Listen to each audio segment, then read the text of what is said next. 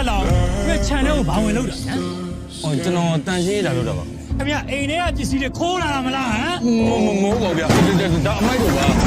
ဘုရားကြီးကဖုန်းလိုချင်နေဆိုကြကိုကြီးကဝယ်ပေးချင်နေတာ ဟောတာကြီးပါဘုံကျောက်ကဘာလို့ပါလဲဘာလို့ပါလဲဟမ် မင်းကဖုန်းလိုချင်နေဆိုဒီဖုန်းမရမကစူးစားပြီးတော့ငါဝယ်ခဲ့ရတာ သူများအိမ်မှာမိုက်သွားကျုံပြီးတော့ကြိုးစားခဲ့တယ်ခင်ဗျကျုံလို့မော်တော်လေးတတ်တိတ်လာချနေဟဲ့ကွာ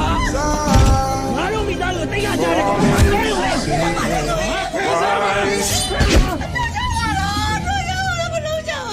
ဒီမှာအမိုက်သိမ့်နေတဲ့ဖိုးထောင်ဆိုတဲ့ကောင်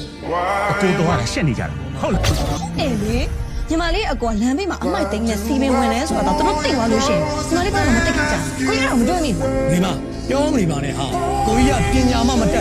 ဒီလိုလေဒီရွယ်ရောက်ဒီအကုန်ကြီးအစအစရအနစ်နာခံပြီးကျွေးဝဲပြုစုစောက်ရှောက်လာတဲ့ကျေးဇူးပေါ်မှာမထောက်ဘူး ဟုတ်ပါပဲဟာ ညီမလေးလည်းတီဗီရောဖြစ်နေတယ်တူတူမစားကြဘူး သူနဲ့လည်းဆုံးသူမစားချင်ဘူးဟုတ်လားမင်းကပြောလိုက်ပါလား